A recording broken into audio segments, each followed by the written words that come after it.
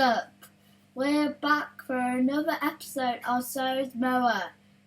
Today we will be interviewing a new Harry Potter episode, and that will be added to our Harry Potter arc. Isn't that right, Smos? Yes. And today we're going to put things all in order!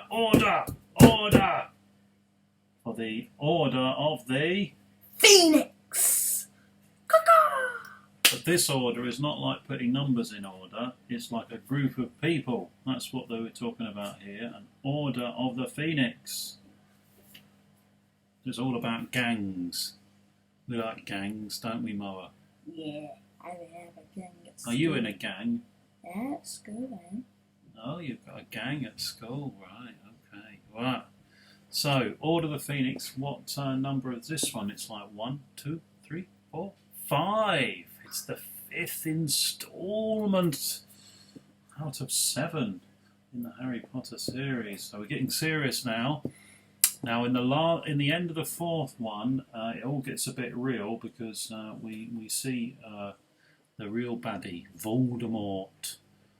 But the Order of the Pheonix is an interesting one because nobody really wants the baddie to be about. Suppose. Yeah. First thing, no spoilers, and second thing, we're not talking about Goblet of Fire anymore. We're talking about Order of Pheonix, not Goblet of Fire.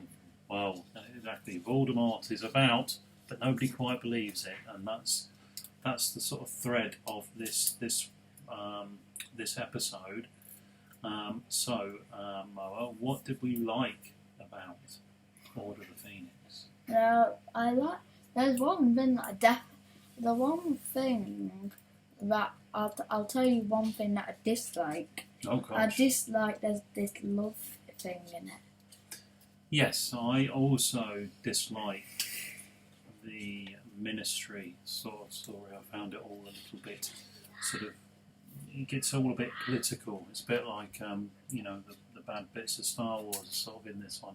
So I think this one is important for the story of Harry Potter, and certainly joins you up between the Goblet of Fire and the last 2 episodes, the Half-Blood Prince and Deathly Hallows. Well, but I think getting there isn't.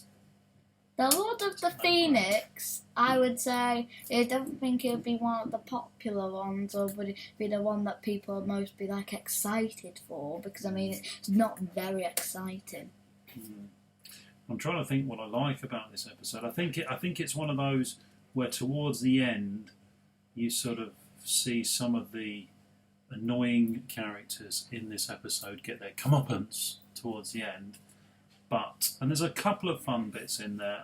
As ever, the Weasleys, all the acting's a lot better. Ron Weasley's not as annoying, and the whole Weasley family is sort of become a bit more sort of charmed with them this episode, I think, because I think up till then I found them an annoyance, but when we got to this episode, I thought, yeah, I'm kind of growing towards liking them now.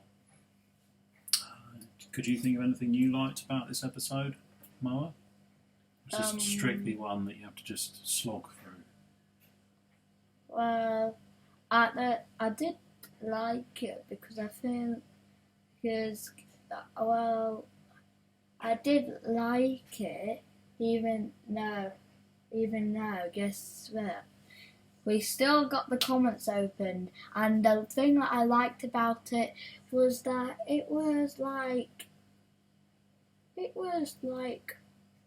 I think that because they're getting older, I think they're learning new spells, and because they're learning new spells, I'm kind of liking them a little bit more now because they know more spells that are really cool. Yeah. But I would say that there is a couple of things that happen in this episode you really got to watch and witness, otherwise... My face was like this.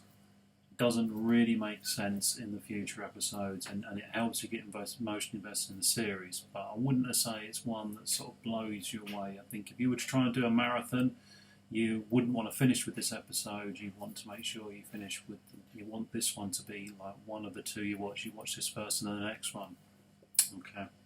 So, Yeah, I'd have to say I think this is the hardest one of the worst one of the 7, which doesn't sound that great, but that's just what I think. So if you disagree, go in the comments and disagree with Smose if you dare. Is this the end of this episode? Yes. Now, next time we will be doing the next episode, and guess what it is? It's finally going to be half. It's up. Blood. And guess what? This is Harry Potter and the Half-Blood Prince. And after that, we're going to spooky surprise after the Half-Blood Prince.